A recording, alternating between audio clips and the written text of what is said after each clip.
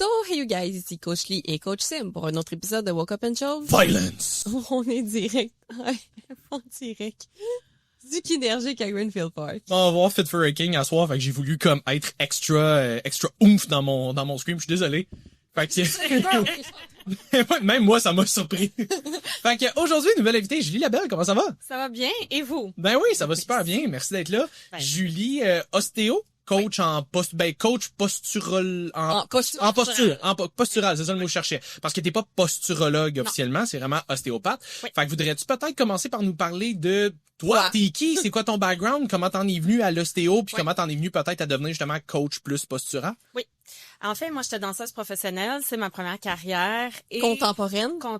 Juste c'est qu'on précise, là. Oui, c'est ça. Danse contemporaine. On dit interprète en danse contemporaine. Et puis, quand je dansais, en fait, j'avais super mal à mes genoux. Et quand je suis arrivée dans mes études à l'université, donc je faisais de la formation pour devenir danseuse professionnelle. Et éventuellement, mes genoux, c'était l'horreur. J'étais tout le temps en train de m'étirer. J'avais des grosses douleurs. Même à 15 ans, on me disait que mes genoux en avaient 40. Puis, ouais, non, c'est ça. J'avais vraiment mal, mais j'étais vraiment mordue de la danse. C'est ça que je voulais faire. C'est une affaire cool à dire, ça. À 15 ans, j'ai atteint quelque chose que certaines personnes n'atteignent jamais avant l'âge de 40 ans. Ouais, J'ai ouais. des genoux qui scrapent. C'est ça, Weird exact. flex, but okay. Ouais, c'est ça. Le syndrome fémoro-patellaire, là, tu sais, qu'il y a beaucoup de sportifs hors rond et des danseurs. Et finalement, ben moi, c'est ça, en allant étudier la danse à l'université, j'ai connu l'éducation somatique. Donc, l'éducation somatique, c'est vraiment une approche qui est très douce, qui te permet de venir développer ton ressenti dans l'infiniment petit dans ton corps. Quand tu regardes un danseur, tu te dis, moi, je pourrais jamais faire ça. Ben, c'est ça. Ça, c'est le chemin pour se rendre là. Donc, en développant ton ressenti, ben, tu arrives non seulement à bien positionner ton corps d'une façon organique, mais en plus, tu préviens les blessures, tu te fais moins mal et c'est aussi des techniques qui te permettent de t'auto-traiter. Fait que pour moi, la magie a opéré vraiment dans mes études en danse. J'ai appris à me réaligner et j'ai pu avoir une carrière en danse sans douleur. Aujourd'hui, j'ai 50 ans. Ils ont quel âge mes genoux? 40. Sont-tu restés à 40? Ils sont restés à 40. Il y a eu quand même des dommages, mais j'ai pas de douleur. Donc ça, c'est une autre histoire. Mais voilà, donc c'est comme ça que j'ai commencé ma carrière à titre de danseuse. Et puis après, c'est un métier qui est pas super payant, notamment ici au Québec. Donc j'ai été vers un sideline qui est arrivé par surprise dans ma vie, le massage. Et le massage me permettait en fait de me sentir plus utile que d'être sur un stage. Éventuellement, les massothérapeutes se blessaient, ceux avec qui j'étudiais, puis je me suis dit, tiens, je vais leur partager mes outils. Donc, j'ai créé mon premier cours pour accompagner les massothérapeutes à bouger de façon plus organique, plus alignée. Et ce cours-là, je l'ai enseigné un peu partout au Québec pendant 20 ans, à l'international. Et au fil du temps, bon, il y a eu l'ostéopathie qui est arrivée dans ma vie, comme l'envie d'en faire plus, d'apporter plus à ma clientèle, de me sentir encore plus utile, d'arrêter de référer mes clients en ostéo parce que moi, j'étais limitée dans mes connaissances. Et au travers de l'ostéopathie, ben dans le fond, c'est ajouter des ingrédients. Moi, j'aime voyager, donc j'ai fait des formations à travers le monde pendant des années pour développer mon approche, puis à essayer de vendre ma formation à l'étranger parce que je me suis dit, tiens, je vais créer des opportunités. Il y a des gens qui m'ont demandé de faire une version qui était ouverte à tous, pas juste les massothérapeutes. Donc là, j'ai créé un cours qui s'appelle Posture et mouvement au travail. Pendant la pandémie, c'est devenu une offre de service pour les entreprises notamment. Et là, j'ai commencé à développer tout un avenue plus en ligne pour rejoindre le plus de gens possible. Et tranquillement, ben c'est ça. C'est ce qui m'amène aussi aujourd'hui ici, c'est de vous partager un peu qu'est-ce que je fais là comme approche. Je pense que ça devait être un bon moment durant la pandémie pour faire cette formation-là, parce Mais que pas mal tout le monde était comme confiné à la maison à un travail de bureau. Ah oui, ça m'a grandement inspirée, là. Tu sais, les gens qui étaient à la maison, qui avaient des douleurs. Puis moi, ben mon travail, c'est de l'ostéopathie. Donc, au quotidien, j'ai des gens qui ont des douleurs récurrentes. Et donc, c'est d'identifier avec eux, grosso modo, oui, c'est beau l'ostéo, moi, je suis là pour améliorer ton sort, mais si ça revient, ben, il y a une raison derrière ça qui t'appartient. C'est, tu sais, je veux dire, il faut la trouver. Donc, j'aide les gens à découvrir c'est quoi qui se passe au quotidien. C'est aussi bête que croiser sa jambe. Donc, les filles, souvent, on a tendance à croiser la jambe. Non. À travailler avec son laptop. Là, ça rentre juste pas en dessous de la table. C'est ça. Ben, c'est ça, tu sais, de travailler avec son laptop dans le lit, par exemple. Ou, non, ça te dirait. Jamais.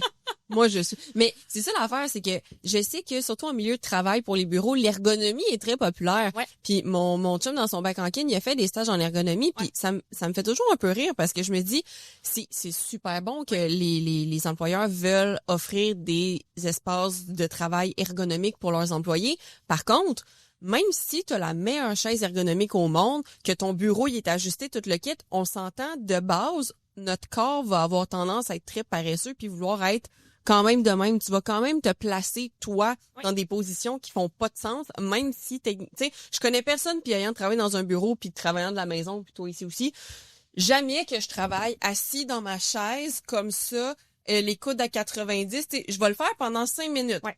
À un moment donné, je vais me ramasser de même devant mon écran. Fait que c'est là que je trouve ça intéressant que tu puisses amener les gens à prendre plus conscience de leur corps. Puis, en fait, comment est-ce que ça se traduit, ça, dans ton travail? Ben, c'est ça, c'est exactement ça. Tu sais, moi, je suis quelqu'un qui aime tout le monde, là. Je veux dire, tout le monde à sa place. Les ergos, ils ont une super belle façon de travailler qui va orienter les gens. Puis moi, je trouve que c'est vraiment une bonne base. Par contre, moi, j'amène des petites nuances. Tu sais, par exemple, il y a des gens qui vont travailler avec 2 écrans. Donc, les mouvements oculaires sont responsables aussi d'envoyer de l'information posturale à notre corps. Donc, si tu as 2 écrans, ça envoie toujours des micro-mouvements qui sont exponentiels dans ton corps. Donc, ça crée des espèces d'informations de torsion. Donc, éventuellement, 2 écrans peut créer une douleur à la nuque. Donc, ils auront tendance probablement à dire de mettre les écrans comme ça. Moi, je vais plus proposer, dans le fond, d'avoir ton corps devant un écran, ton corps devant l'autre écran pour éviter ces mouvements-là de torsion, par exemple. Ensuite, moi, je me base plus sur des fondations du mouvement intelligent, du mouvement somatique. Donc, il y a des nuances. Moi, je travaille pas avec des angles. Ce que je fais, c'est vraiment dire à la personne, on va peut-être faire en sorte que tu as plus de place pour allonger ton dos. Pour ça, il faut que tes genoux soient un peu plus bas que tes hanches. Donc, je suis pas dans le 90 degrés. Moi, je vais proposer un peu plus bas. Puis, à essayer de façon organique, vous allez voir, tout d'un coup, les hanches basculent un peu vers l'avant, la colonne s'allonge. Donc, c'est de trouver des repères dans son corps pour pas dépendre d'installations ergonomiques. Parce que tu amènes ton neveu, un jour, il vient jouer avec ta chaise, il bouge tes écrans, puis là, tu comprends plus la vie. Je trouve que les gens... Je comprends plus la vie au complet. Mon corps est désorienté.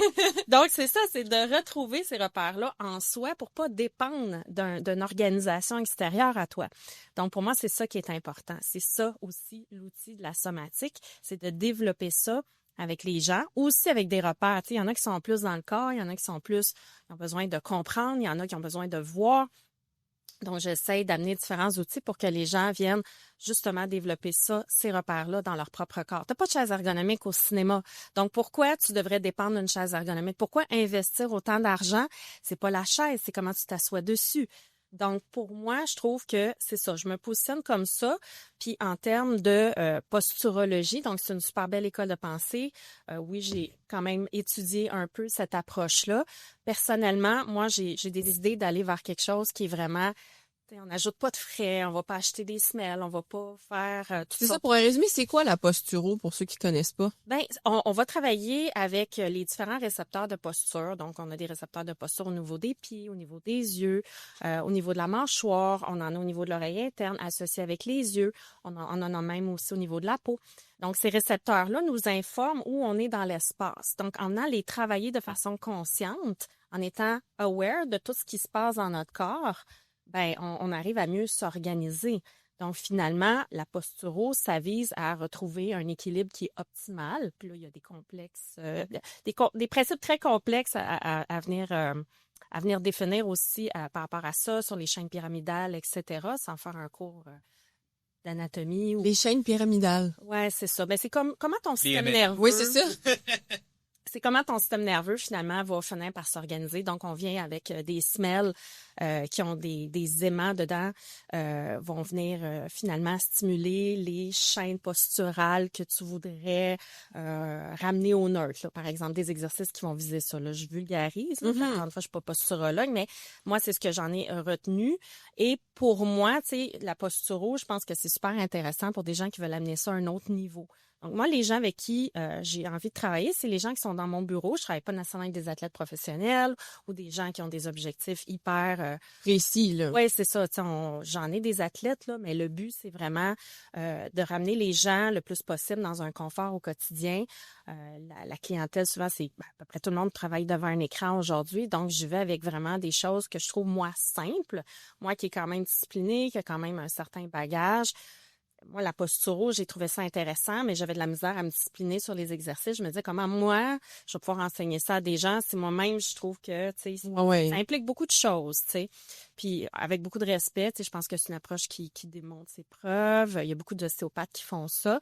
Moi, mon positionnement, je dirais, c'est plus aussi en lien avec la clientèle avec laquelle j'ai envie de travailler. Donc, je me ramène vraiment à vous autres, par exemple. Puis, c'est quoi les douleurs peut-être les plus fréquentes que tu as tendance à voir avec ta clientèle? Je présume que, comme tu dis, c'est du monde majoritairement de bureau. Ouais. Fait que justement, je présume que ça doit être des affaires de dos, de cou, beaucoup. Là. C'est ça, c'est pas mal ça. Ben très souvent... Mettons, je passe mes samedis soirs pendant 5 heures dans mon sofa, tout est vaché, là. Ouais. Mettons. Ouais. On dit ça de même, là. On jase, là. C'est quoi la question? Asking for a friend. C'est quoi les douleurs les plus fréquentes? Qu'est-ce que tu pourrais faire peut-être? C'est ça, tu sais. Fait que c'est sûr que toutes les postures que tu vas faire au quotidien qui sont répétitives, ton divan, tu t'assois tous les soirs de la même façon dans ton divan, plus tu vieillis, plus tes fascias vont mouler ta posture. Donc, quelqu'un qui est assis devant l'écran, moi, j'ai eu un monsieur de 60 ans récemment, super en forme, le monsieur, mais il est comme ça, puis au fil des années, il s'est juste comme de plus en plus courbé, puis là, il y a une problématique à son épaule chronique. Moi, ce que j'aimerais, c'est éviter que les gens se rendent là. Donc, ce qui se passe souvent, la plupart des gens qui travaillent devant un écran toute la journée, voire 2 écrans, c'est beaucoup des tensions ici au niveau du haut du dos. Puis souvent, c'est relié avec le bas du dos. Aussi, cette fameuse jambe croisée, des hernies discales. Ça, c'est mon pain quotidien, comme je dirais. Et j'aime bien dire à mes clients, ben, si tu veux pas aller là, si tu veux faire en sorte aussi que ça dégénère pas dans le temps. Parce qu'une hernie discale, c'est pas parce que tu as eu une hernie il y a 15 ans. En théorie, elle est guérie, bien sûr.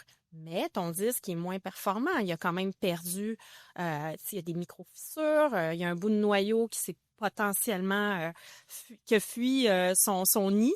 Et donc, ça fait en sorte que les vertèbres au-dessus et en dessous vont compenser. On donc, fait pas du nœud avec du vieux, comme on dit. Ben, c'est ça.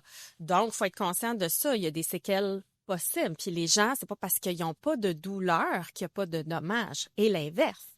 C'est pas parce que tu penses... Parce que ça, c'est une autre histoire. La douleur, là, c'est aussi un concept assez complexe, mais tu peux avoir mal, mais ton corps va bien. T'sais, tes tissus sont pas endommagés. Pourquoi? Parce que ça fait trop longtemps, parce qu'il y a ce qu'on appelle le phénomène de l'installation de la douleur chronique après plus de 3 mois, puis il y a toutes sortes de triggers qui viennent s'installer, qui font en sorte que n'importe quelle situation peut même déclencher de la douleur. Donc, à savoir que quand tu as une douleur récurrente, puis tu as beau aller voir l'ostéopathe à répétition, ton masso, tant que ça revient, c'est toi là qui fais quelque chose. C'est pas le thérapeute qui fait pas bien son travail. C'est que toi, tu répètes quelque chose au quotidien qui fait que ça revient. Donc, moi, c'est là-dessus que je veux travailler. Donc, je vais m'occuper de tes tensions, je vais réaligner ton corps, je vais lui donner le plus de support possible. On va peut-être aller chercher aussi certains exercices pour essayer de rebalancer la musculature. Mais je sais pas, moi, si j'ai une femme de 50 ans qui croise sa jambe droite sur la jambe gauche depuis des années, tu sais, son bassin, il est décalé. On a toutes sortes de mots là qu'on utilise des fois pour que les clients nous comprennent. C'est pas un vrai terme, ça existe pas. Mais mettons, tu sais, pour se repérer, les hanches, ils vont faire ça comme ça. Mais éventuellement, si elle a mal dans le bas du dos, on va dire à droite, ben oui, tu sais, est-ce que ça va s'en aller en 2 séances? Non, parce que ça fait combien de temps que tu te croises la jambe comme ça? Ça fait combien d'années d'accumulation? C'est ça. Donc, la musculature, voire même, tu sais, quelqu'un qui est très syphosé, à un moment donné, tu sais, tu peux avoir une transformation des tissus. Tu sais, les calcifications, là, qu'on parle des fois de l'épaule, mais à force de tracter, à un moment donné, le tendon, il dit, tu vas t'arrêter de me tirer dessus, je vais faire de la cellule osseuse, moi, là, tu sais. Fait qu'il y a de la transformation de tissu qui se fait, puis à un moment donné, c'est irréversible ou c'est carrément des interventions médicales plus invasives. On veut pas se rendre là. Donc, moi, j'ai vraiment une approche qui est préventive. Donc, moi, ce que je veux faire, surtout avec les gens, c'est de faire en sorte qu'ils repèrent dans leur quotidien qu'est-ce qui fait qu'il les a amenés à cette douleur-là. Moi, je veux bien t'aider, mais si tu t'aides pas, je veux dire... Puis des fois, là, ça me crève le cœur parce que c'est des gens qui vont changer de métier tellement qu'ils ont mal. Tu sais, je pense à une esthéticienne que j'ai accompagnée qui était comme ça, arracher les poils, là, la face en cuisse de sa cliente, là, tu sais, à vouloir arracher les poils, elle se fait un... À pince à épiler, apparemment. Oui, à la pince, à la pince. La cuisse à la pince. La cuisse à la pince. Mais tu sais, j'ai des clients, tu sais, c'est aussi une question de caractère puis de personnalité. La fille est ultra minutieuse, elle fait bien son travail, mais après un accident tu sais, de voiture, elle a fait un whiplash. Son cou, c'est plus ce que c'était. Puis là, c'est comme, si tu changes pas ton attitude posturale, moi, je peux rien faire pour toi. On va juste continuer à faire ça. Puis c'est pas juste la posture, c'est elle. Le perfectionniste, là, tu sais. C'est quoi une attitude posturale? Ben, moi, je parle même des fois d'identité posturale. C'est comme on a tous des traits de personnalité, on a toute une façon de se positionner dans notre corps.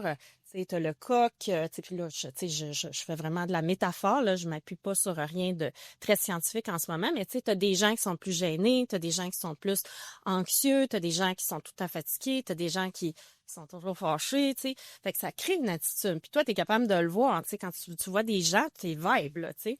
T'es capable de déterminer certaines informations à travers ça. Tu vas avoir des attitudes posturales qui viennent avec ça. Ça, c'est une affaire que j'ai l'impression que beaucoup de gens ont de la difficulté à comprendre ou veulent pas accepter. Ou est-ce que... Exemple, ça m'arrive des fois en Q&A, là, je me fais demander « Hey, j'ai mal à telle place, qui tu penses que je devrais aller voir entre, tu sais, mettons, ostéo, posturo, chiro, physio, peu importe, parce qu'il y en a plusieurs. » Puis une affaire que je réponds souvent, c'est que rendu là, tu sais, t'as plusieurs options, honnêtement, là, comme il y a plusieurs différentes disciplines, entre guillemets, parce que il y en a plusieurs qui fonctionnent pour des raisons différentes, mais j'ai une affaire souvent qu'il faut comprendre, c'est qu'à moins que ça soit une douleur causée par une blessure, genre, je sais pas, tu sais, j'ai eu un accident, il y a eu un whiplash, ok, j'ai eu mal au cou, ok, là, on connaît la cause, mais quand c'est postural, tu sais, on parle de la madame de 50 ans qui avait les jambes croisées toute sa vie, c'est pas juste un ou deux traitements qui va régler ça, non seulement parce que ton corps s'est adapté, puis là, mais ça prend du temps à faire les nouvelles adaptations, disons, mais tes comportements, eux, sont wired pour automatiquement te mettre dans cette position-là sans même que tu y penses. Oui. Ça fait 50 ans que tu fais ça, t'es habitué de te croiser la jambe. Il va falloir que tu déprogrammes ça aussi. Fait que, tu sais, au-delà des adaptations physiques, faut que tu défasses des adaptations psychologiques aussi, puisque ton comportement va influencer ça beaucoup. Au même titre qu'on a du monde qui nous arrive des fois puis qui veulent perdre du poids le plus rapidement possible, puis t'es comme... fait 40 ans que tu t'alimentes comme un déchet. Je peux pas juste te donner... Non, mais tu sais, je peux pas juste te donner un plan alimentaire super strict puis que tu t'attends à ce que ça change tout. T'as 40 ans de mauvaises habitudes à défaire, tu sais. 100%. Puis même les gens qui, juste à cause de leur travail, tu sais, c'est rare que les gens, tu sais, on parlait des gens de bureau, mais les gens, par exemple, qui travaillent dans des entrepôts ou, tu sais, qui forcent tout le temps, entre guillemets, mal, là, qui prennent pas nécessairement le temps de faire un beau deadlift, des choses comme ça, mais c'est ton travail. Puis souvent, quand t'es dans le rush, t'as pas nécessairement le temps de penser tout le temps à, OK, là, je vais me placer de telle façon, je vais forcer de telle façon. Mais mettons, quand les gens viennent s'entraîner, des fois, ça peut être intéressant de faire des mouvements unilatéraux parce que, ben, tu sais, on se rend compte, juste les mamans, tu tiens tout le temps ton bébé du même bord. C'est con, mais tu viens de créer une adaptation. T'as peut-être un bras qui est un petit peu plus fort que l'autre. Peut-être que tu penches un peu plus d'un côté que l'autre. Mais je me demandais, selon toi, jusqu'où ça peut aider, parce que la chose vers laquelle les gens vont se tourner beaucoup, c'est de faire des exercices de mobilité, essayer d'être peut-être plus flexible. Tu sais, on dit souvent les étirements, c'est ça, mais à quel point est-ce que ça peut aider quelqu'un qui a une mauvaise posture de dire, OK, bon, mais je vais me prendre moi comme exemple, tu sais, j'ai les épaules un petit peu plus vers l'intérieur, fait que tu sais, je vais avoir tendance, juste pour ma mobilité, vieillir en santé, à faire des étirements, mais tu sais, jusqu'à quel point étirer mes pecs puis renforcer mes rear delts va faire en sorte que ça va aider ma posture quand je passe 3/4 de mon temps comme ça. T'sais. Même si consciemment, j'essaye d'y penser, ça reste que mon corps il est quand même confortable comme ça. À quel point ça peut aider? Ben, tu sais, pour revenir à ce que tu disais, Simon, puis en lien avec ce que tu dis, c'est que la cause, tu sais, ça peut venir, mettons, la fille qui a eu un whiplash, là, tu sais, mal au cou, elle a eu un trauma. Tu sais, il y a la famille des traumas, puis ça va laisser des séquelles très souvent. Plus t'es âgé, plus ça va en laisser potentiellement. Un corps qui est entraîné, qui fait du sport, va mieux s'en remettre. Maintenant, ça reste que dans certains cas, tu as des choses qui font en sorte que tu restes avec des séquelles. Moi, j'ai été frappée par un poteau électrique il y a 20 ans. Je vis des issues avec ça aujourd'hui, 20 ans plus tard, dont je m'occupe en ce moment. Mais ça a été mort pendant des années. Ça s'est réveillé 20 ans plus tard. Donc. Ah, ouais? Oui, oui. Ah. C'est une autre histoire, je pourrais la raconter tantôt. Pendant 20 ans, T'as rien eu par rapport à ça? Ben, j'ai eu quelque chose, oui. Pas des super pouvoirs. Mais moi, j'avais un client parce que, bon, je vais vous raconter l'histoire. Oui, vas-y, mais oui. Je marchais sur le trottoir, puis il neigeait, il mouillait. J'étais à Montréal, je m'en allais voir mes clients, massothérapie. Puis là, j'avais mon capuchon sur la tête. Et là, j'ai entendu un crack, il y a eu un bleu électrique au-dessus de ma tête, puis j'ai été projetée plusieurs mètres dans la rue. Et donc, moi, j'étais couchée dans la rue, j'étais comme, OK, contusion profonde, entorse sévère. J'ai rien cassé. Non, mais c'est bon. Mais c'est que personne ne m'aidait. Je dis, moi, j'ai un prochain dans la vie, qu'est-ce qui se passe? Fait que là, j'étais couchée dans le chemin, puis là, j'étais, pourquoi personne vient m'aider? Mais mon inconscient a vu, ça a pris des années avant que j'aie des flashs, j'ai vu mes pas. J'ai glissé avant d'être projetée, sans quoi je mourrais, je casse en deux, c'est sûr, parce que c'est un poteau électrique, là. Oui. Donc, le poteau... Ça arrive pas tous les jours, quand même. Non, ça arrive pas tous les jours, mais c'est ça. C'est plus tard, il y a quelqu'un qui m'a amené dans un restaurant, puis là, il y a un gars qui est rentré, il dit, moi, je fais de l'affichage des commerces, mon échelle s'est pris dans les fils électriques d'un poteau électrique qui a cédé au même moment où moi, je passais. Wow, les odds. Ouais, fait que c'est ça. Donc, c'était sur la bandelette, heureusement, c'est le tendon le plus fort du corps, donc j'ai été frappée sur le côté de la cuisse gauche. Et j'ai été projetée plusieurs mètres plus loin. Je suis allée à l'hôpital et là, bon, voilà, tu sais, moi, je suis quand même, à ce moment-là, je dansais pas mal, je faisais beaucoup de courses à pied. Miracle, et, tu sais, je me suis très bien sortie, j'avais une contusion. Bon, après, ça a changé un peu mon confort au sol. Je travaillais beaucoup en shiatsu, j'avais une bonne entorse, j'ai eu mal pendant 2 ans. À l'époque, je n'étais pas ostéo, là, j'étais masso, c'était en 2005, cette histoire-là. C'est quoi du shiatsu? C'est de la médecine chinoise, c'est comme l'acupuncture sans les aiguilles. Je connais le chien Shih Tzu, mais... Je me suis dit la même affaire, je suis contente de pas être ça. Shiatsu, je sais pas. C'est un type de massage. Ah, OK. Ouais, l'ancêtre. Ben, t'avais le Twina qui était un massage, c'est ça, là, c'était les aveugles qui faisaient, puis là, ça a évolué dans le temps. Puis c'était un massage avec les mains, on travaillait sur les méridiens. Okay. Bref, c'est toute la théorie de la médecine chinoise, c'est merveilleux, quel monde incroyable. Et donc, c'est ça. Fait que cet accident-là, 3 ans après, je faisais une formation pour devenir instructrice pilates, ce que je fais aussi aujourd'hui dans tout ça. Standing ischio stretch. Je me suis fait un claquage à la base de l'ischio de cette jambe-là, c'est jamais revenu. Et ça m'a créé des genres de douleurs sciatiques toute ma vie. Donc, ça a vieilli comme, ben écoute, tu sais, moi, je sais quoi faire pour pas être dans la douleur. Je sais comment m'organiser.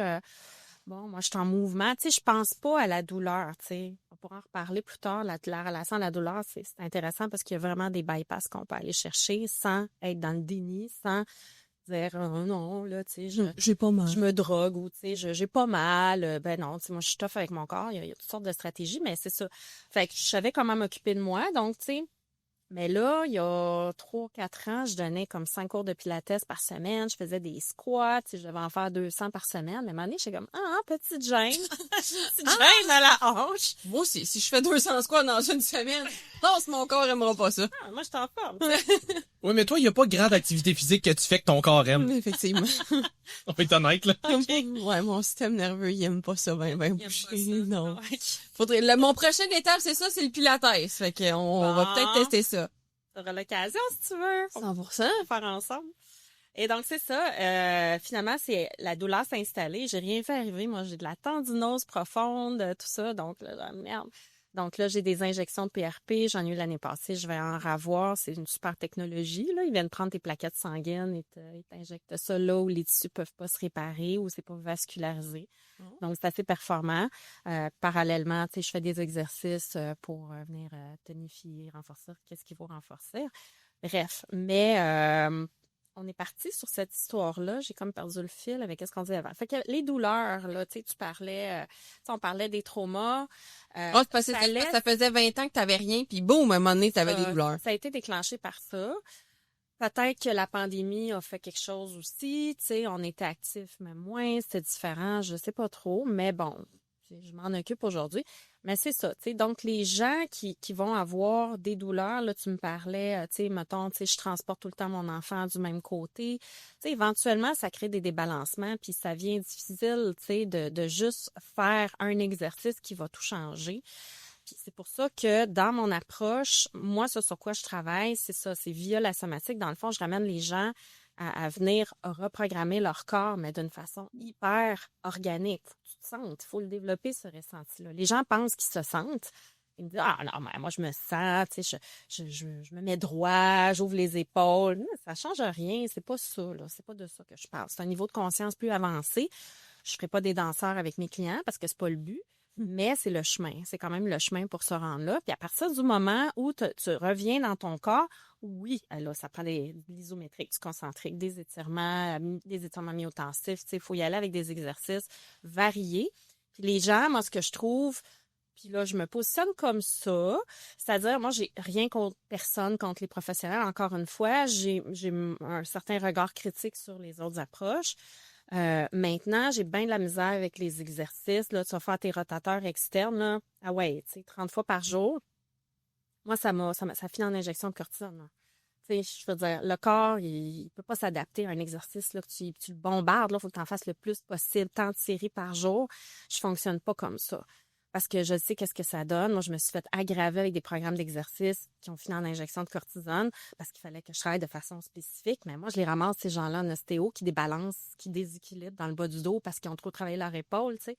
Fait qu'il y a des approches très segmentaires. Moi, personnellement, je trouve que ça marche moins bien pour moi. Peut-être que ça marche bien pour certaines personnes, certaines conditions. Pas chirurgie, tu as eu un remplacement de hanche. Fais-les tes exercices, là, tu sais, je veux dire. Mais trouve un lien global. Donc, c'est pour ça que j'aime beaucoup le pilates, parce qu'on vient chercher tout le corps dans tous les exercices. Tu es tout le temps en train de solliciter et ton corps, et ton allongement, et ta colonne, et l'ouverture des épaules, et.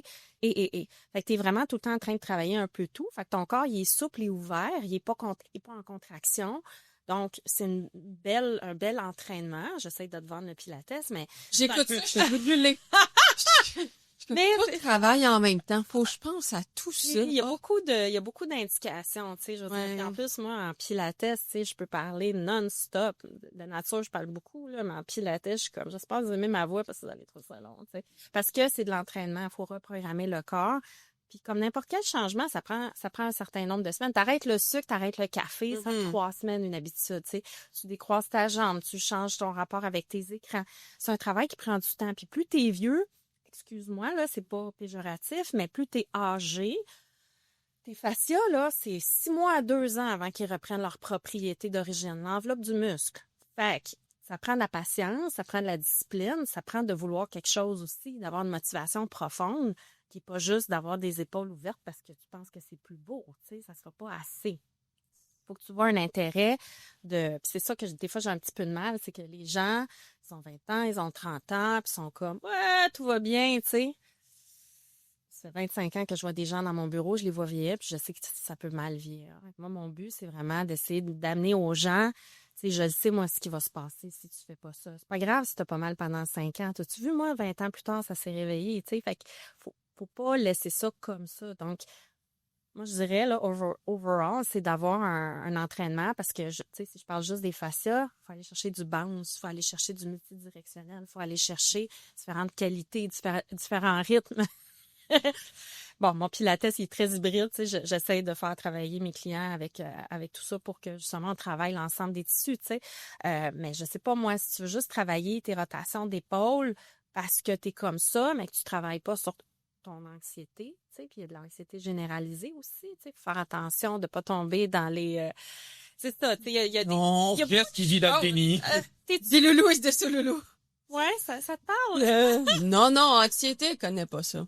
Mais je trouve ça bien quand t'as parlé justement d'injection de cortisone parce que t'as comme trop fait un mouvement. On avait vu dans le cours d'anatomie sur cadavre qu'on avait fait il y a quelques années, il y avait un bout de pied, un os de pied avec la cheville. Ça, c'est le pied, ça, c'est la cheville. Puis, on voyait que si tu voyais l'articulation, il y en avait un qui était capable d'aller, mettons, jusque-là. Ouais. Puis, il y en avait un autre qui allait jusque-là, au niveau de l'articulation. Puis, ce que le prof nous montrait, c'est que quand tu forces une articulation à tout le temps aller plus loin que ce qu'elle biologiquement est capable de faire, ça se peut que tu y arrives, mais ce qui risque d'arriver le plus, c'est que ton os va faire des accumulations de calcium, puis ça va être de moins en moins possible de bouger puis d'aller chercher de la fameuse mobilité, là. Fait que c'est ça, fait qu'effectivement, on l'a vu sur un cadavre, oui, c'est un cadavre. Ouais, c'est un cadavre.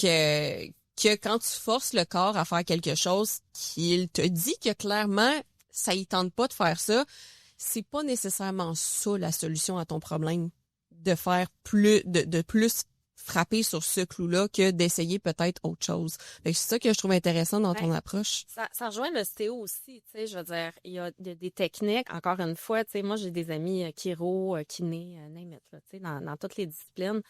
C'est juste une question de point de vue, puis c'est qu'est-ce qui résonne pour toi. Moi, j'ai de la misère à croire que en tapant sur une structure tout le temps, on va finir par comprendre. Moi, j'y crois pas à ça. C'est plus complexe que ça. Puis en plus, chaque humain, tu sais, si j'entends, tu fais de l'anxiété, je vais pas te traiter comme je vais te traiter Simon. Je vais pas vous accompagner de la même façon. On va travailler sur d'autres choses, d'autres éléments pour avoir des meilleurs résultats. Faut aller chercher plus profond que ça, tu sais. C'est quoi? Il y a une autre histoire que je vais raconter. Je sais pas si vous avez ça, des fois, des gens qui ont des fasciites plantaires. Ouais. Donc ça, c'est particulier. Je parlais de douleur chronique. C'est qu'à un moment donné, moi, j'ai vécu ça dans mon bureau. J'avais une psychologue qui avait une bonne fasciite depuis 1 an et demi, mais elle avait, là... C'est quoi les symptômes? Resté, ben, t'as mal en dessous du pied, ça fait mal, tu sais, tu viens... Des fois, c'est juste en marchant, des fois, c'est en te levant le matin, mais tu sais que tu as ça parce que c'est vraiment en dessous, c'est le fascia plantaire, en fait, qui devient inflammé. Et puis, après un certain temps, quand tu as eu tellement mal, des fois, le cerveau, il fait ça, il fait « Toi, là, le pied, tu n'existes plus. Je te coupe. » Et j'avais jamais vu ça. Donc, la fille était tellement plus capable de sa fasciite, elle avait fait tous les traitements imaginables. Elle avait eu la botte, mais c'est toute l'espèce de souffrance, d'attention. Tu sais, son cerveau, il était plus capable. Il a coupé le pied de l'intégrité du corps. C'est dangereux quand t'es rendu là. Moi, je veux pas que les gens se rendent là. Fait que quand j'ai des fasciites plantaires dans mon bureau, je suis comme « Ah! Faut agir! » Parce que Faut sauver ton pied! Oui, je l'ai revu avec une amie récemment aussi, tu sais, qui s'est fait maltraiter le pied à un moment donné en allant faire une... Elle a eu plusieurs séances pour défaire ses nœuds de pied. Puis elle a été traumatisée, ça lui a fait super mal. Puis là, le pied, je fais juste le toucher, ping! Le pied fait ça comme ça. Il veut rien savoir. Donc, il y a des endroits dans ton corps, et là, je pourrais parler de traumas plus graves. Tu sais, je veux dire, moi, j'ai des femmes aussi qui ont vécu de l'abus, toutes sortes de choses. Tu sais, puis là, on peut commencer aussi à même imaginer tout ce qui est les douleurs somatisées, traumatiques, c'est aussi... Ça fait partie de mon approche. Moi, j'ai fait de la somato-emotional release aux États-Unis. Je suis allée apprendre à enlever les traumas dans les tissus, dans le corps, tout le niveau émotionnel. Moi-même, tu sais, le poteau électrique, il va falloir que je le fasse à un moment donné parce que... Tu l'affaire, tu mets tes mains au-dessus de quelqu'un puis là, il convulse de partout? Non. La somato, ben, tu sais... J'ai vu ça sur TikTok, c'est full populaire. Ça se peut, tu sais, mais moi, je l'ai pas appris comme ça. OK. Ben, concrètement, dans le fond, mettons, toi, tu me parles... Au king shaming, hein? T'as-tu mal quelque part? Mon Dieu, par où on commence? Demande-lui où est-ce qu'elle a pas mal. Je pense que ça va être moins long. Ben, on va y aller souvent dans le cou. Au niveau du cou. Bon, par exemple. Fait que je vous donne un exemple concret. Le thérapeute, puis c'est difficile à trouver au Québec. Hein. Moi, j'ai étudié aux États-Unis avec l'Institut Upledger. C'est ça. Il y en a moins les genoux aussi, les coudes, l'épaule. Bon, ben, on va prendre l'exemple. Genoux. À chaque fois que je vais voir mon ostéo, j'ai cette toune-là dans la tête. Il est comme, qu'est-ce que je peux faire pour toi? Je suis comme, tête, épaule, genoux, coude, orteil, tout ça, là. C'est ça. OK, on va dire le cou, parce que c'est ce que tu as nommé en premier. Donc, bon, là, c'est pas ésotérique. Un peu peut-être. Je vais demander, est-ce qu'il y a quelque chose à l'intérieur de toi que tu peux identifier comme une sagesse intérieure, une médecine intérieure, puis on va aller dialoguer avec cette partie-là de toi. Une médecine intérieure. Ouais. Donc, une partie de toi... Sagesse intérieure et Jess. Là. Ouais, c'est ça. Écoute, ça peut être ton arrière-grand-mère. Un singe qui tape avec des cymbales. Bon, ben le singe qui tape avec les cymbales, on va aller jaser avec, on va aller demander pourquoi Jess elle a mal dans le cou. Puis là, on commence à ouvrir un dialogue avec le corps. Donc, d'aller carrément aller, puis moi, je l'ai vécu, c'est vraiment l'inconscient. Donc, on est juste en train de faire, c'est beaucoup du reflet, beaucoup de répéter qu'est-ce que la personne a dit. J'ai eu quelques personnes, dont une personne récemment, puis on a remonté jusqu'à un événement traumatique finalement qui est en lien avec son anxiété justement, puis bon, j'ai pas revu la personne, on verra pour un suivi, mais tu sais, l'idée c'est pas de raviver un trauma parce qu'il y a des gens qui ont vécu des affaires bien difficiles qui veulent pas être retriggerés là en bon français, mais tu sais qui veulent juste passer à autre chose. Moi dans mon cas c'était ça, moi, je voulais passer à autre chose, je voulais pas, tu sais. Mais c'était fou, là, tu sais, l'expérience que j'ai vécue, comment mon inconscient s'est libéré de ça, que j'ai senti la guérison physique littéralement instantanément. Donc, pour ça, tu sais, j'ai plein d'outils dans mon sac, tu sais, mes accompagnements, c'est comme ça fait 25 ans que j'étudie, là, tu sais, la thérapie manuelle, la thérapie par le mouvement, tout ça. Puis moi, quand je travaille avec quelqu'un, je suis comme, où tu veux aller? Tu sais, je veux dire, il y a des gens qui sont pas prêts à aller dans certaines sphères, c'est comment ils sont ouverts. Je parle même pas du mindset, là, tu sais, je veux dire, nos programmes, tu sais, justement, tu sais, comment tu défais un programme, faut en parler.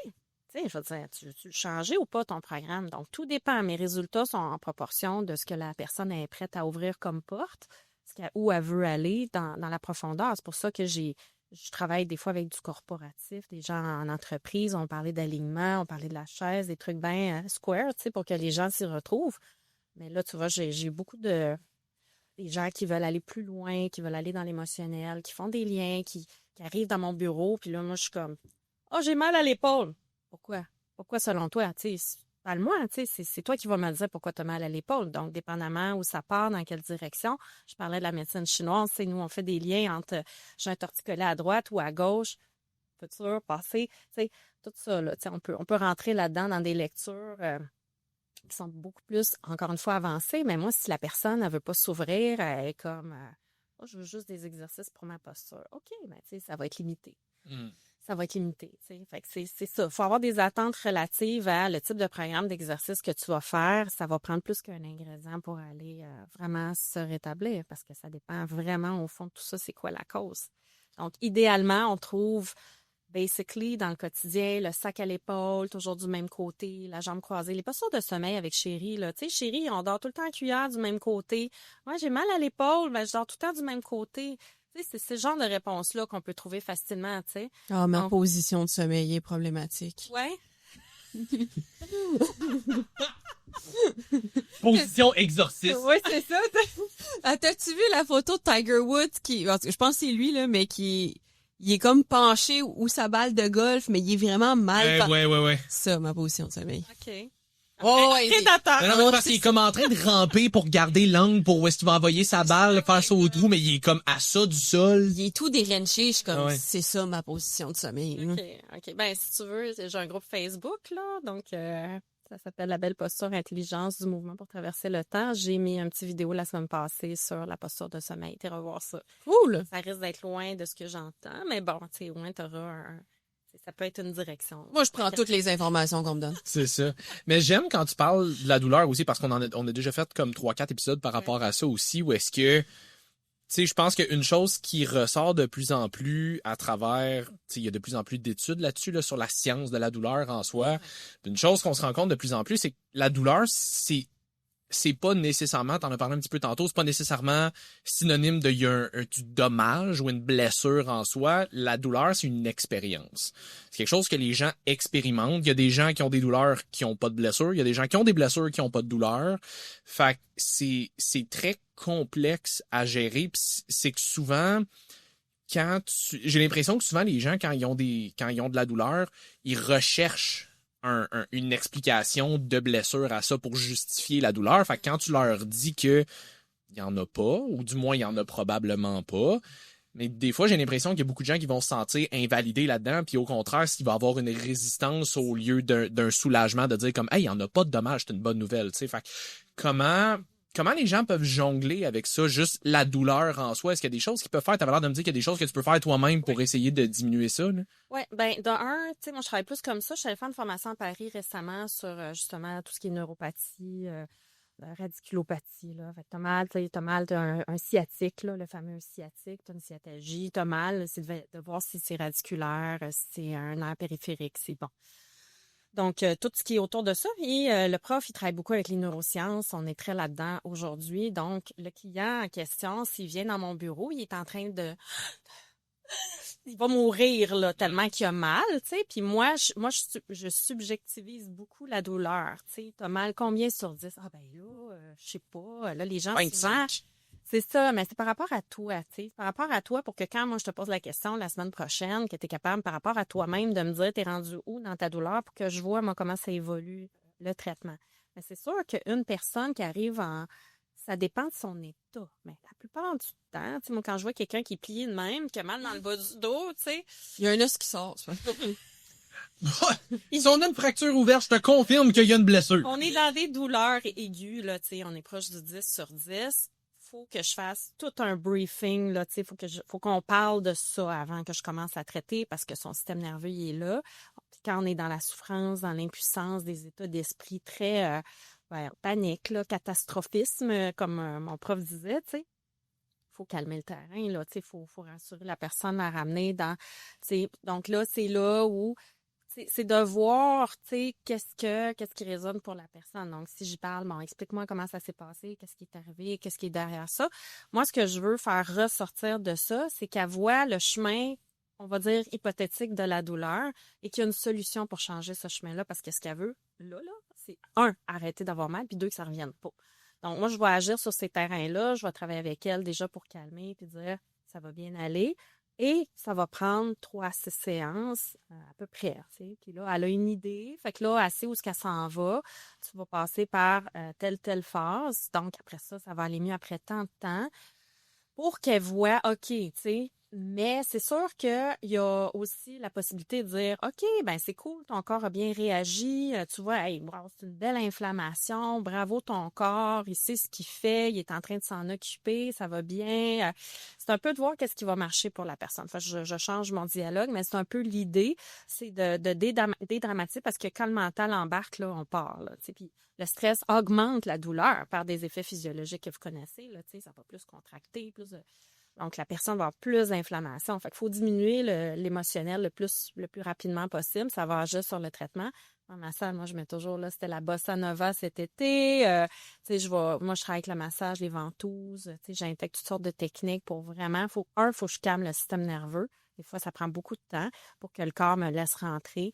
J'essaie de revoir la personne rapidement. C'est rare, je vois quelqu'un 2 fois dans la même semaine, mais pour la rassurer, parce que cet accompagnement-là est aussi important. Puis après ça, je peux en parler, là, les gens ont des drôles de réflexes. Je me fais mal, je me fais un torticolis. Tu sais, je vais m'étirer le cou. Ah, c'est tellement mon réflexe. Ouais. Là.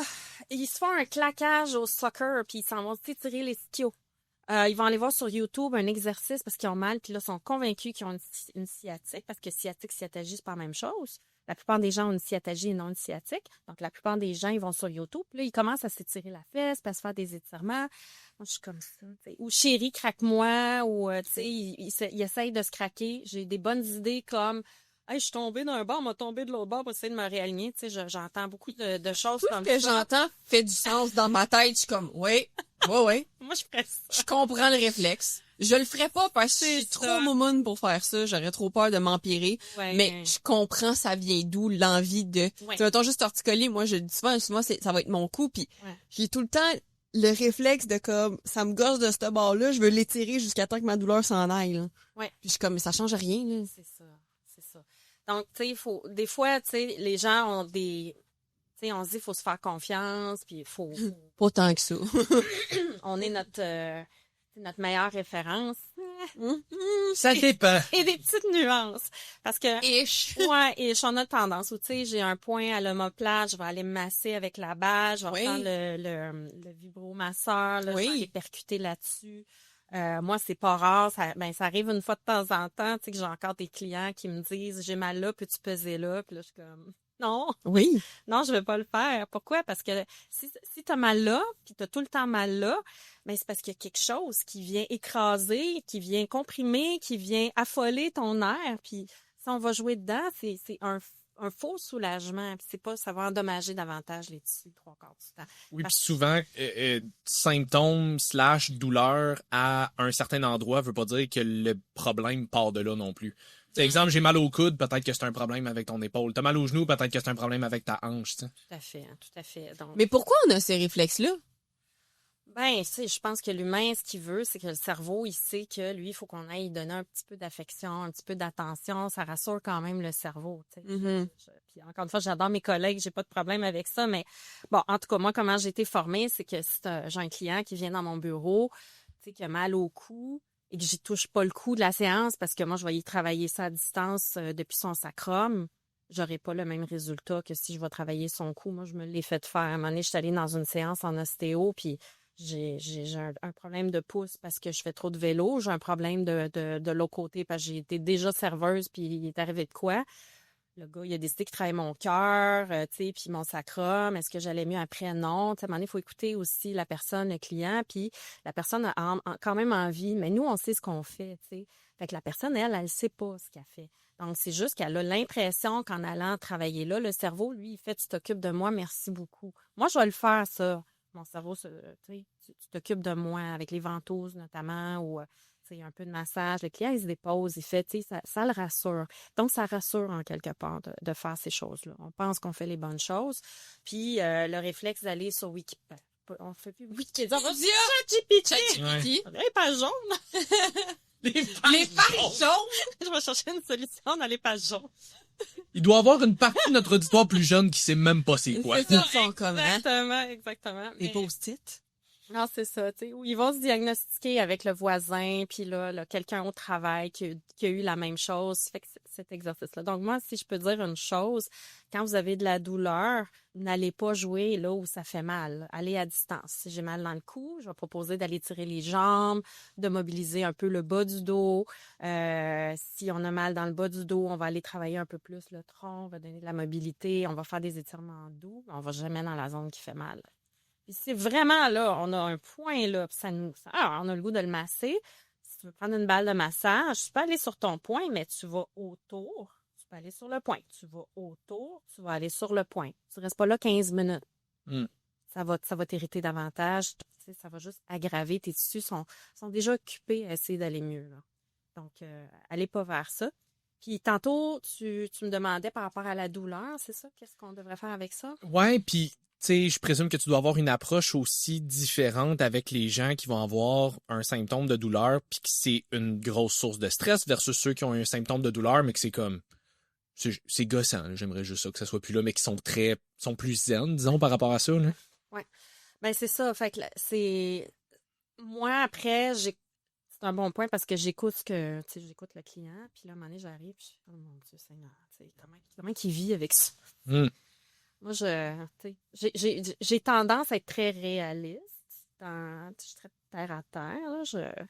J'ai eu un client à un moment donné, puis j'étais comme...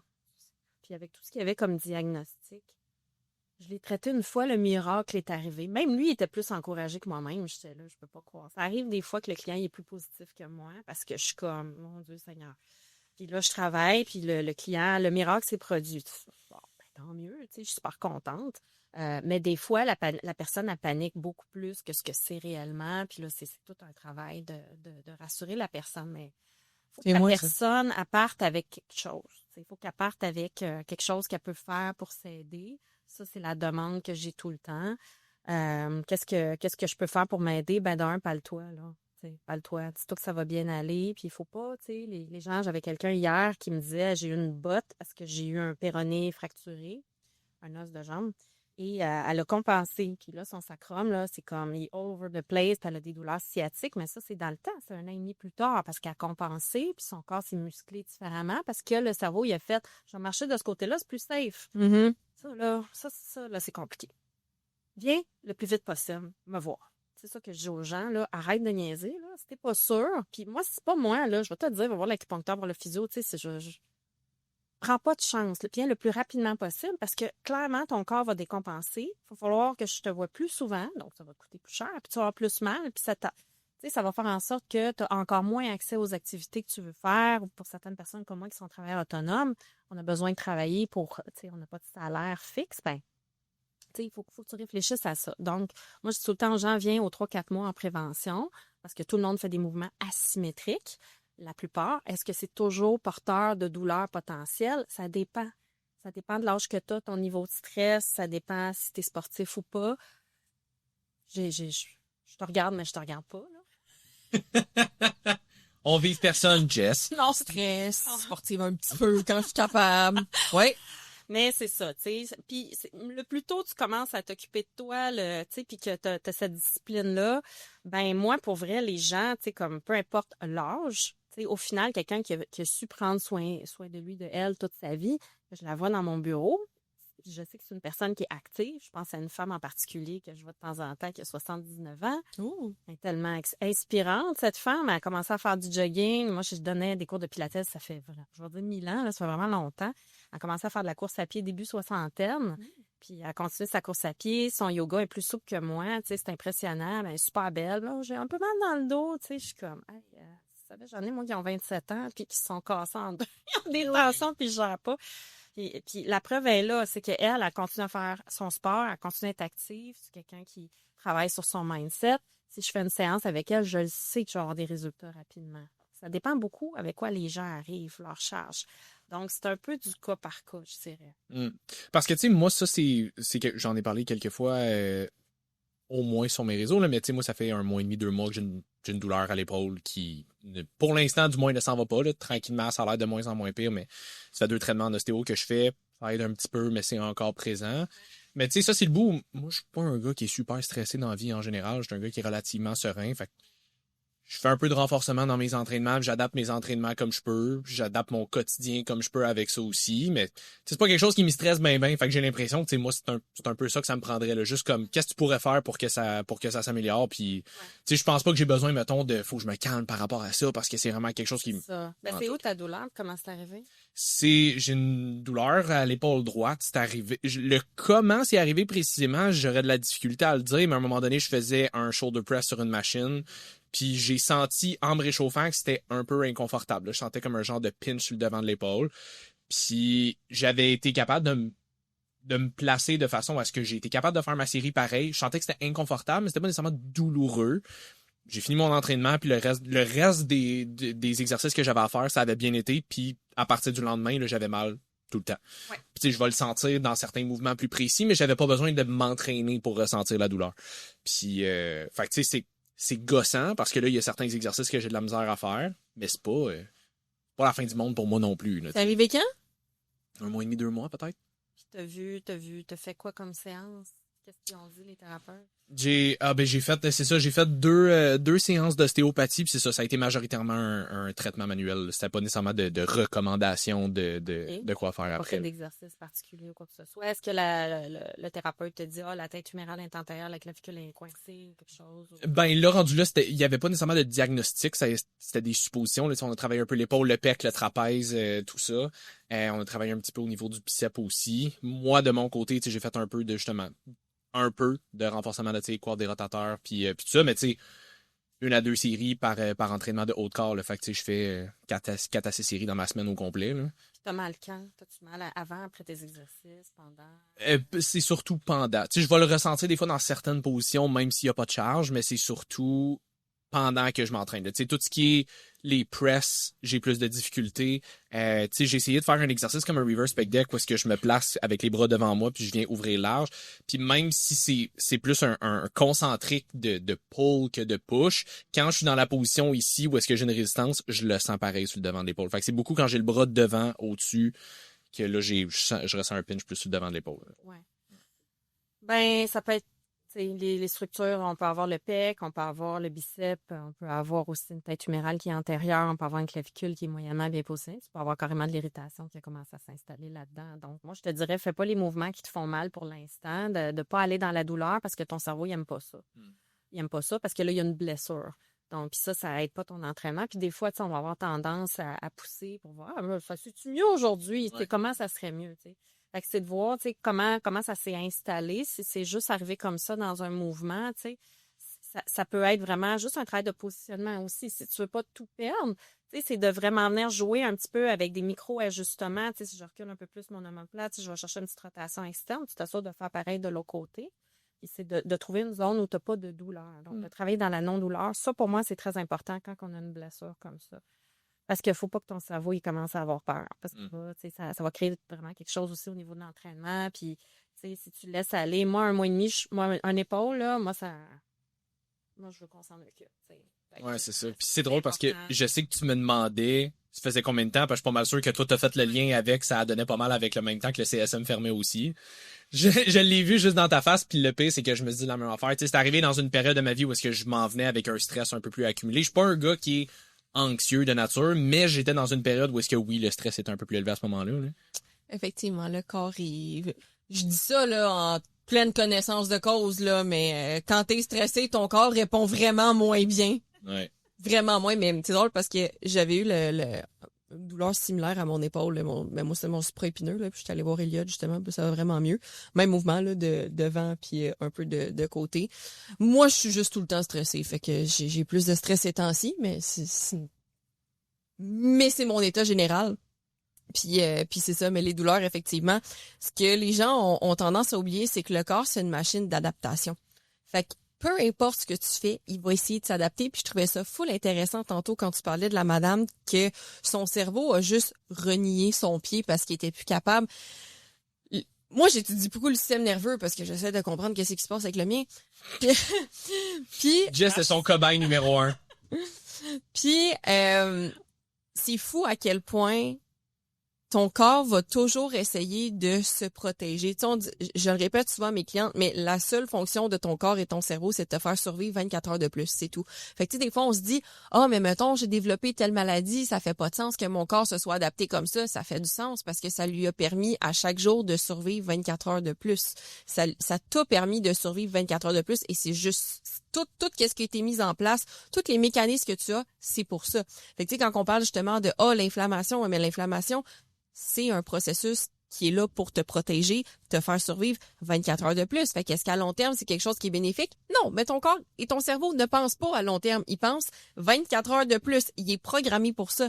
Fait que je trouvais ça intéressant quand tu disais d'aller vous voir le plus rapidement possible aussi. Tu sais, moi, je me fais entretenir aux 6 semaines gros max parce qu'aux 6 semaines, je me ramasse avec des douleurs que comme j'ai mal mais pas des grosses douleurs fatigantes, tu sais, c'est principalement musculaire, c'est plus parce que j'accumule beaucoup de tension puis juste de me faire relâcher, ça fait du bien, tu sais, c'est rien de fou, mais il reste que c'est ça, mon corps s'adapte pas tout le temps super bien parce que je suis tout le temps stressée. Fait que probablement que dans ma posture, je suis tout le temps plus crispée, je suis tout le temps plus renfermée sur moi-même, tout le temps plus sur le gun, prête à je sais pas, me faire courir après par un lion, quelque chose. Ben c'est ça, c'est un concept intéressant. Moi aussi, tu sais, ce que je parle en termes d'adaptation, tu sais, par rapport au fait que je vais travailler, tu sais, justement en somatique, venir travailler tous les différents types de tissus du corps pour faire en sorte, tu sais, le niveau émotionnel, tu sais, ce qui se passe dans notre esprit, puis tout ça, pour que tu aies justement un espace d'adaptation. Parce qu'une posture, une bonne posture, c'est une histoire d'adaptation.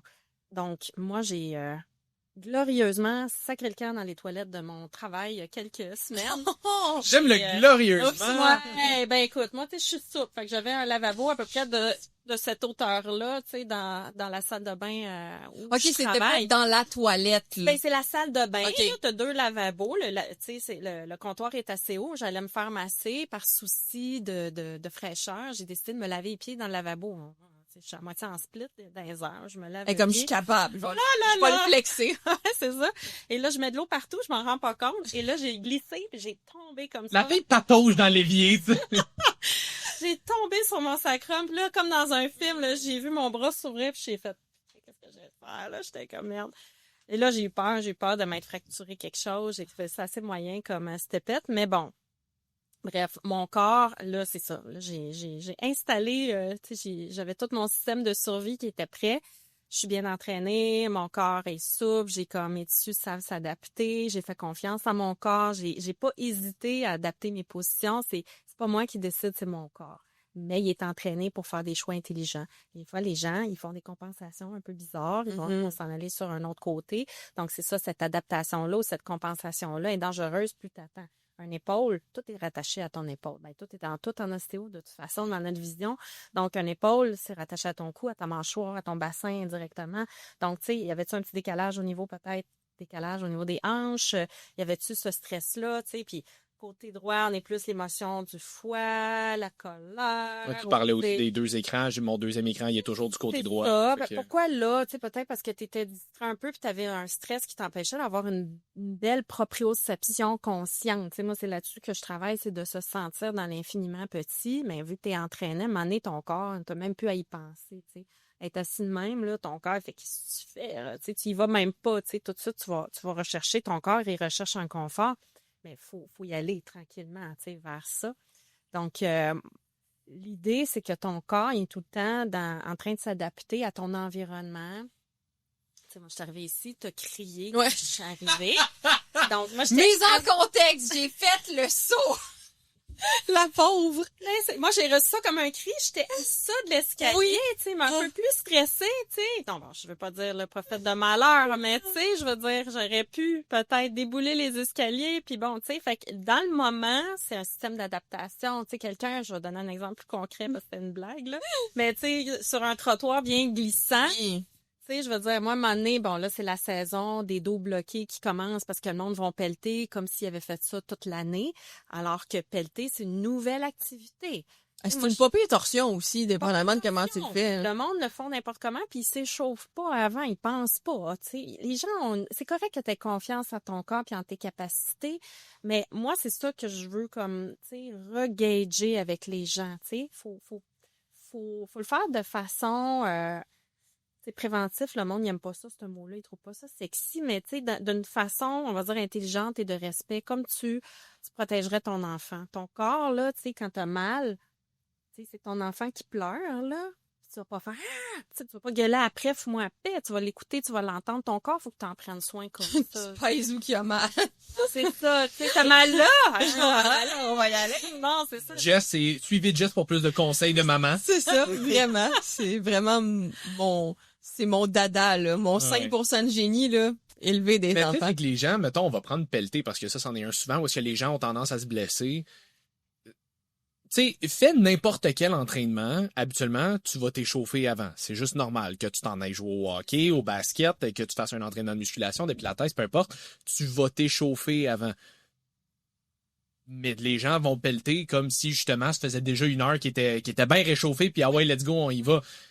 C'est un effort physique pareil, là. C'est lourd de la neige, surtout si elle est moindrement humide, elle va être beaucoup plus lourde. Fait que... Puis si t'es pas habitué non plus de bouger en général, c'est quelqu'un qui s'entraîne versus quelqu'un qui est très, très, très sédentaire. Ouais. Le mouvement que tu fais, tu sais, t'es pas habitué d'engager ta chaîne abdominale, probablement encore une fois tu compenses de partout, tes muscles sont juste pas habitués de travailler, fait que ça a l'air vraiment banal comme mouvement de juste pelleter, mais peu importe ce que tu fais, je parlais tantôt de dans un entrepôt, tu sais, tu ramasses des boîtes, t'es pas habitué. Hell, tu t'en vas aux pommes, cueillir des pommes, c'est quand même des mouvements où est-ce que t'es étiré, que t'es comme un peu tout croche des fois dans une échelle. T'as des mouvements que je pense tu peux prévenir en t'entraînant, que ce soit pilates, musculation, peu importe. Tu sais, je pense que tu as quand même un meilleur coffre à outils puis un meilleur appareil qui est plus prédisposé à moins se blesser, mettons. Puis même là, t'es quand même pas à l'abri Non, t'es d'une pas à l'abri. blessure anodine. Tu sais, je me souviens, là, dans le temps, je travaillais au Énergie Cardio, j'avais un client, à un moment donné, il s'est barré le dos dans le parking en sortant de son char.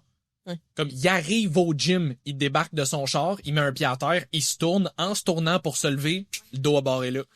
C'est comme, le gars s'entraîne fort, il s'entraîne depuis longtemps, mouvement anodin, à barré là. Ouais, ben c'est ça l'affaire, c'est que les gens ils vont dire c'est un mouvement anodin que j'ai fait, je courais après mon fils au centre d'achat, c'est ça, je suis allée pelleter, tu sais J'ai pas éternué. Oui, j'ai éternué. Tu ris, hein, mais Ah ouais, je sais. quand j'étais en secondaire 5, je me suis déboîté l'épaule et le genou. En même temps. Oui, parce que j'avais un sac de sport. J'avais un sac de sport sur mon épaule. Ouais. Puis je pensais que j'avais entendu mon nom, j'étais debout. Ouais. Je me suis juste tournée. Mon genou a débarqué. Puis en tombant, mon sac a accroché dans une table et mon épaule a débarqué. Pourquoi est-ce que je suis pas étonné? Voilà. C'est là que je me suis débarquée. C'est quoi la fin de l'histoire? C'est tout. J'étais à terre en douleur jusqu'à temps qu'on m'amène à l'hôpital pour me ramancher. Là. Ah, pas chouette. Ouais. Quel âge? J'avais 16 ans, genre. 16 ans. Je suis Madame Patate. Mais je suis hyper laxe aussi, fait qu'il faut que je fasse attention. Hein. Il y a sûrement de ça. Oui, c'est ça. Faites-vous-en pas, là. Vous devriez être capable de vous tourner sans que ça arrive. Mais, oh non, cette fois-là, pour vrai, là, c'était... Mais vous n'êtes jamais 100% à l'abri, C'est par ça, exemple. vous êtes pas... Tout ça pour dire que vous êtes pas à l'abri, tu sais. Effectivement, tu peux te blesser relativement gravement en faisant pas grand-chose. Hein. Ben, c'est ça. Puis pour les gens qui ont, justement, peut-être là un peu... Je vais débarquer des gens comme moi qui sont relativement zen avec ça. Les gens qui ont peut-être un petit peu plus... qui expérimentent un petit peu plus de stress ou d'anxiété par rapport aux douleurs. Qu'est-ce que ces gens-là peuvent faire pour essayer de diminuer sa douleur-là? Parce que j'ai l'impression que des fois, justement, de dire à ces personnes-là, ton stress, anxiété, tout ça, l'état d'âme en général dans lequel tu es amplifie tes symptômes. Des fois, au contraire, ça peut les stresser encore plus. Fait que comment est-ce que ces gens-là peuvent faire quand les symptômes, la douleur qu'ils expérimentent est bien réelle, mais il n'y a pas nécessairement de dommages, c'est juste leur perception, leur expérience à eux qui fait ressortir ça. Fait que comment ces personnes-là peuvent s'aider? Ben, c'est sûr que, tu sais, trouver un thérapeute en qui tu as confiance, avec qui tu peux poser des questions, puis aller faire une rencontre peut-être rapidement. Moi, j'ai souvent des demandes par texto, par appel, tout ça, puis je dis tout le temps aux gens, viens me voir parce que pour moi, je sais pas. Faut que je te touche, faut que je te vois, faut que je te parle, faut que je te pose des questions, faut que je te teste. Donc, moi, je dirais aux gens, tu sais, quand tu as des douleurs comme ça, tu trouves un thérapeute avec qui tu peux avoir un rendez-vous aussi, pas dans 8 mois, mais tu sais, rapidement, que tu peux aller voir. Tu vas surtout pas sur ChatGPT, tu vas surtout pas sur Internet parce qu'il va te ressortir des trucs rares. Donc là, les gens arrivent dans mon bureau, ils se sont diagnostiqués avec, ça y est, j'ai une colite ulcéreuse, ça y est, j'ai telle affaire, j'ai des pierres aux reins, j'ai un cancer de ça, tu sais. Puis là, je suis comme, est-ce que tu as un diagnostic médical? Non, les gens, ils paniquent vite. Donc, c'est certain que, tu sais, je sais pas, là, tu sais, admettons, toi, là, tu sais, tu m'envoies un message, Julie, j'ai mal à l'épaule, ça fait un mois et demi, tout ça. Moi, je te verrai dans mon bureau. Vu qu'il y a déjà des thérapeutes qui ont travaillé avec toi, tu sais, c'est sûr, il faudrait que j'aille un accompagnement un petit peu plus long, tu sais, pour voir qu'est-ce qui a été fait, qu'est-ce qui peut être à travailler. Mais, tu sais, des gens qui vont avoir, c'est ça, il n'y a pas de dommages réels, tu sais, est-ce qu'on tombe, tu sais, dans j'ai peur d'avoir peur, j'ai peur d'avoir mal, j'ai peur un peu d'hypocondrie, ou, tu sais, fait que c'est quand même mieux d'aller vers quelqu'un que d'aller s'auto-diagnostiquer ou de commencer à faire n'importe quel exercice. Pour en revenir aussi là, à ce qu'on disait, le pelletage, puis tout ça, puis toutes ces blessures-là qui arrivent, puis comment les gens vont pas se préparer à une nouvelle activité physique.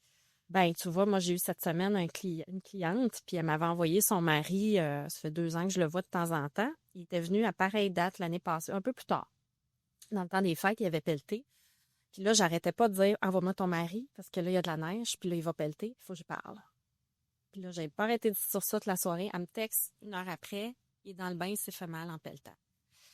Fait que là, je voulais pas être prophète de malheur, mais je le connais, son mari, je sais comment il réfléchit. Lui, il fait confiance à son corps. Il pense que là, il a de la conscience. Il sait qu'il a fait telle chose, puis c'est tellement de mettre ça en contexte, ce monsieur-là, il a 57 ans, tu sais, il est assez baraqué, tu sais, est-ce qu'il sait ça vraiment? Pense pas, mais lui, il est convaincu que, tu sais, puis là, il est probablement allé pelleter, puis elle dit, moi, je pense qu'il a oublié son mal de dos de l'année passée. Je dis, oui, là, il était attentionné sur sa fasciite plantaire, tu sais, fait que là, d'après moi, il a oublié ça. Puis là, ben, la personne, elle s'est fait mal au dos, je risque de l'avoir bientôt, mais c'est ça, tu sais, il faut se rassurer, puis se rassurer en disant, au quotidien, je fais le mieux de ce que je peux faire. Souvent, les ostéos, tout ça, les professionnels de la santé, physio, chiro, tout ça, ils ont quand même des bonnes notions pour aider les gens, tu sais, à dédramatiser, à traiter, puis à donner potentiellement des exercices, puis à faire c'est pas des vrais diagnostics, un seul diagnostic, c'est le médecin qui va le faire. Puis des fois, on ne le sait pas non plus. Tu as quand même des professionnels de la santé qui vont faire des tests mécaniques, qui vont penser, vont mettre des hypothèses. Moi, j'ai eu plein de cas médicaux non diagnostiqués dans mon bureau. J'ai renvoyé, j'ai fait faire une imagerie. Tu sais, il y avait une tumeur. Tu sais, il y avait une déchirure. Tu sais... Tu sais, des affaires pas trop importantes. Non, c'est ça. C'est ça. Il y a beaucoup d'affaires qui passent tout droit, tu sais. Donc, c'est pas pour alerter. Au contraire, il y a des gens, c'est ça, tu sais, que... Mettons, là, tu fais du pilates. C'est comme là, moi, je fais attention aussi. Je suis sur les réseaux sociaux, je donne un exercice. Là, je suis comme, souvent, je mets 15 minutes de préparation parce que si je fais faire l'extension thoracique, mettons à toi, tu sais, puis là, tu m'écris, mais là, ça me fait mal dans le cou quand je l'ai fait. C'est quoi la douleur qui est acceptable? C'est quoi la douleur que j'ai fait moins bien le mouvement? Ou, tu sais, mettons, toi, tu sais, t'avais une situation X, Y, Z qui fait que tu ne sentais pas complètement super bien ton positionnement d'épaule parce que tu étais dans ta tête, parce que tu étais stressé, parce que c'est momentané, il y a un moment où ton corps s'est pas bien organisé. Ben, c'est ça. C'est ça, comme je dis, le cœur de mon travail, c'est vraiment d'amener les gens, un peu les poupées russes, d'aller vraiment au plus profond possible. Parce que quand tu es hyper conscient, tout peut générer de la douleur. Puis ton corps peut se souvenir que l'année passée, mon monsieur aurait pu avoir mal au dos juste par écho, par souvenir de l'année passée, qu'il y a de la neige égale mal de dos. C'est complexe. Là. Il y a beaucoup de triggers. Fait que, si la personne, c'est pas parce qu'elle a fait quelque chose, la personne qui est sortie de son auto, qui s'est bloqué le dos, c'est pas d'être sortie de son auto, de se bloquer le dos. Moi, j'ai des gens qui se font des entorses en étant debout. Ils existent dans l'espace, puis ils se font des entorses. OK, mais That could be me. Oui. c'est ça que ça me faisait penser, tu sais, mais c'est quoi qui est derrière ça? C'est de l'accumulation, tu sais. C'est pour ça que je dis, ne prenez pas de chance parce que le chemin pour se rendre là, il est complexe. Qu'est-ce qui se passe dans ton cerveau et tout? Va te faire assurer, va aux 3-4 mois, te faire aligner chez ton thérapeute. Puis moi, je préfère quelqu'un qui est holistique, c'est-à-dire qu'il va travailler tout le corps, plus que juste un épaule ou juste, tu sais, qui on appelle, tu sais, justement, je me fais mal à l'épaule, vers qui je vais aller. Tous les thérapeutes peuvent être bons. Je te dirais que j'ai une tendance à aller vers quelqu'un qui va quand même traiter en globalité parce qu'une épaule, tu sais, elle vit pas toute seule. L'épaule est attachée à ton corps, tu sais. Il y a le bassin, ça peut venir même d'une cheville, tout ça, tu sais, c'est... Et puis comme on voit le psychologique est quand même très fort là-dedans aussi. On en parle plus.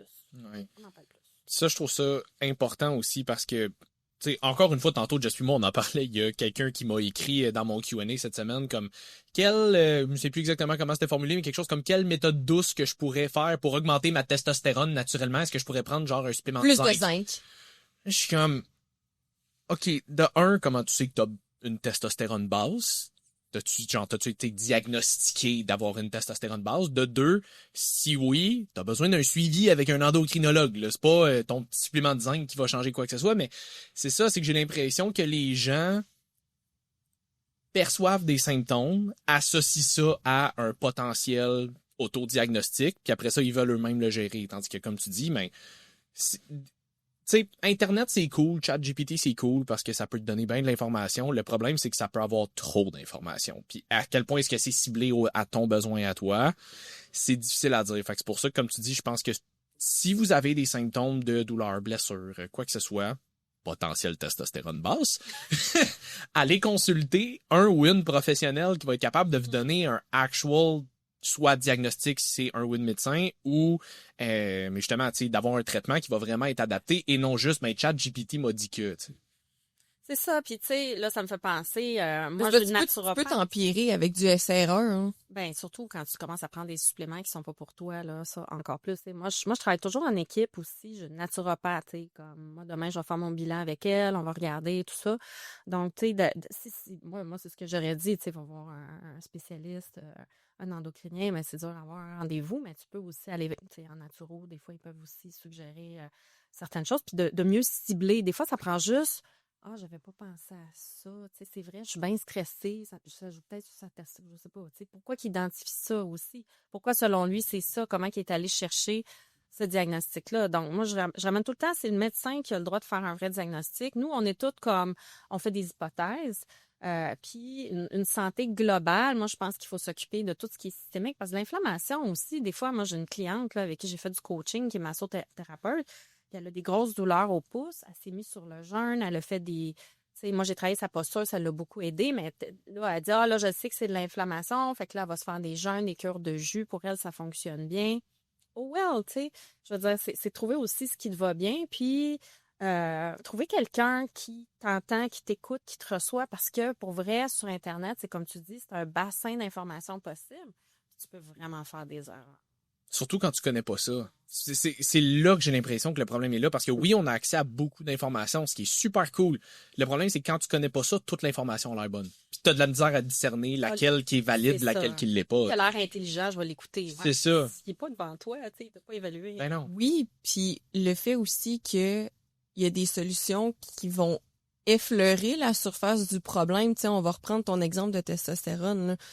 Mais si les symptômes que tu ressens, c'est une baisse de libido, tu as moins d'énergie, tu pousses moins au gym, puis ces symptômes-là te font dire, parce que tu as regardé sur Internet, puis ça dit probablement que ta testostérone est basse, voici du train.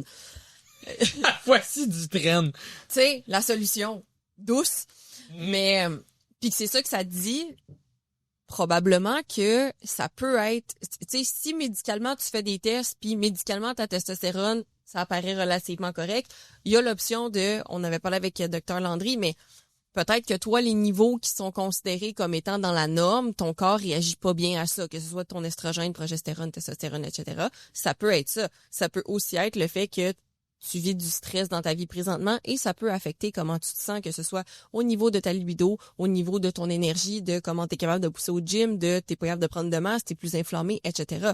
Mais si la raison c'est que tu as plus de stress, est-ce que le zinc peut t'aider? Peut-être qu'il peut t'aider un peu, mais là, c'est d'aller trouver pourquoi est-ce que tu es stressé en ce moment? C'est quoi qui te pèse au point où tu te dis, ça affecte ma testostérone, ça affecte mon énergie, ça affecte toutes les sphères de ma vie. Fait que peut-être que tu vas trouver une méthode douce ou un supplément ou même des stéroïdes anabolisants qui vont mettre un plaster sur ton bobo, mais si tu t'adresses pas, encore une fois, de façon holistique, que tu t'adresses pas le mode de vie, le stress, tout ce qui te pèse en ce moment, ça vaut pour, là on parle de testostérone, mais je pense pour les douleurs aussi, pour peu importe ce que tu ressens, si tu t'adresses pas la cause profonde de pourquoi est-ce que c'est là, ben il y a des chances que ça revienne relativement souvent puis que tu puisses jamais t'en débarrasser, là. Effectivement. Puis c'est sûr que des fois, la cause, tu sais, on n'a pas toujours les pistes, là, tu sais, pour aller vers ça, parce que ça peut venir vraiment de loin, ça peut... moi, quand j'ai fait de la somato, on est parti aussi dans du transgénérationnel. Je veux dire, on peut partir loin. Là, des fois, c'est... Je pense à une cliente. Ouais, c'est un peu dur là, à partager, là, mais c'est ça. Je pense à une cliente qui a des choses qu'elle porte en elle, carrément. Ça vient de sa mère, ça vient pas de elle. C'est des traumas qui ont comme été transmis. L'épigénétique. C'est l'adaptation du gène et non la transformation, c'est ça. Exactement. Donc, tu sais, on peut aller vraiment loin, tu sais, pour avoir des pistes de réflexion, mais moi, je pense que... les étages métamériques? Ouais. Je trouve ça tellement intéressant comme contexte. Mon ostéo m'avait parlé de ça, parce que, quand anecdote, là, mais chaque fois que je vais le voir pour mes genoux, il est genre, comment va ta digestion? Je suis comme, c'est de la merde, pourquoi?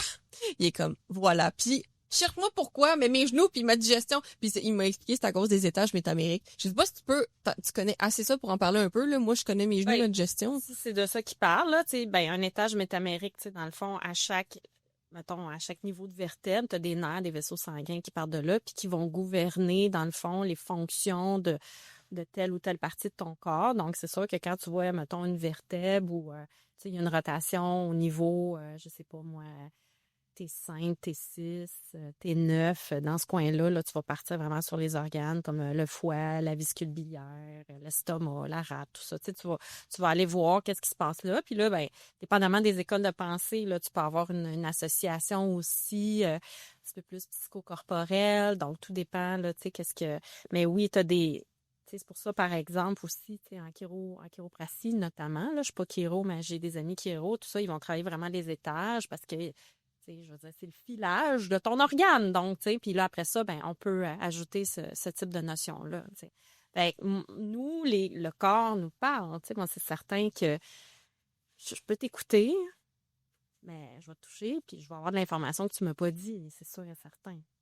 Donc c'est ça. Quand tu vas voir quelqu'un qui a plus d'expérience, de bagage, puis après, je veux dire, moi, je pense aussi que à quoi tu crois va résonner pour toi, Si moi, je te dis que ta tension au foie, c'est en lien avec ta grand-mère. Ah oui, ah oui, ah oui. Puis là, ben, tout d'un coup, ton épaule va mieux est libérée parce que, je veux dire, moi, j'ai des gens qui me parlent directement. Moi, j'ai déjà eu une cliente en ostéopathie. Elle m'a fait un voyage transcendantal.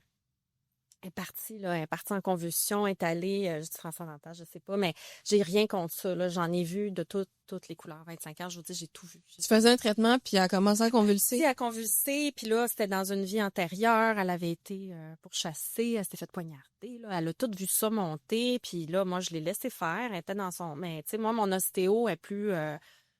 dans la palpation, le concret, la mécanique, tu sais, dans les... Tu vas faire le saut pareil, tu poignes un air. Ben, tu sais, pour vrai, si elle m'utilise, parce que il y a un peu ces concepts-là en ostéopathie, je suis un point d'appui pour la personne. Elle m'utilise pour aller mieux, elle s'appuie sur moi, en quelque sorte, pour aller mieux. Moi ça t'a parlé puis ça t'a libéré, tu sais, qui suis-je pour te dire que c'est pas vraiment arrivé, tu sais. L'important, c'est que ça marche puis que le client soit satisfait, hein. C'est ça.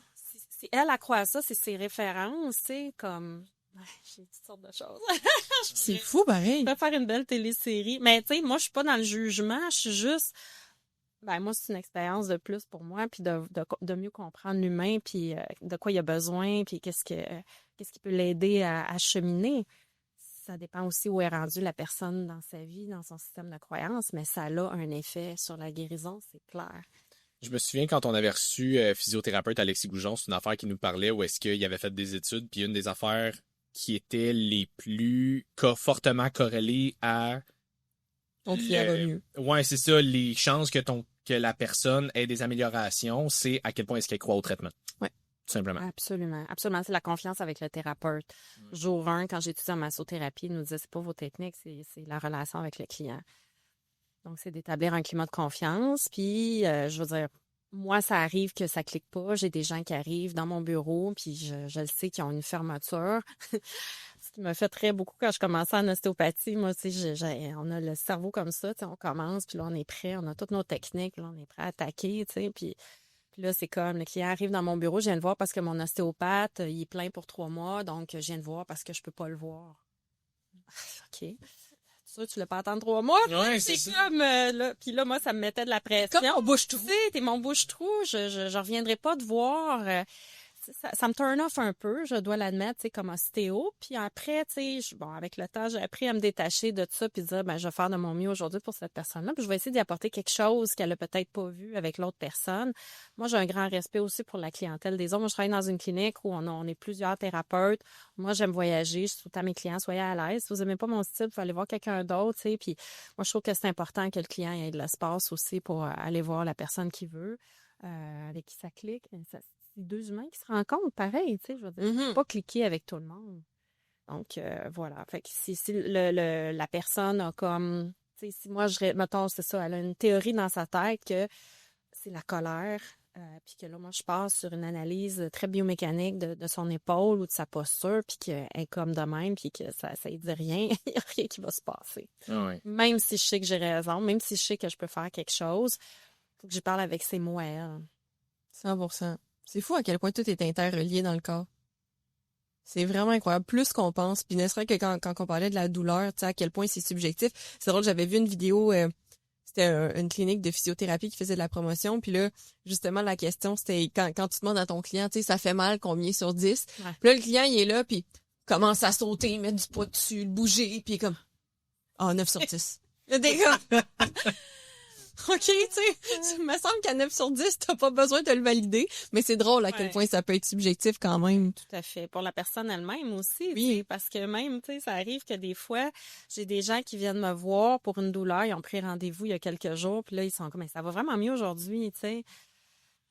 C'est ça, tu sais, ça a commencé à travailler. Ça veut dire que la personne a déjà, elle sait qu'en venant me voir, ça va aller mieux. Donc, il y a déjà une partie du travail qui est fait, là. Donc, ouais, non, c'est super intéressant.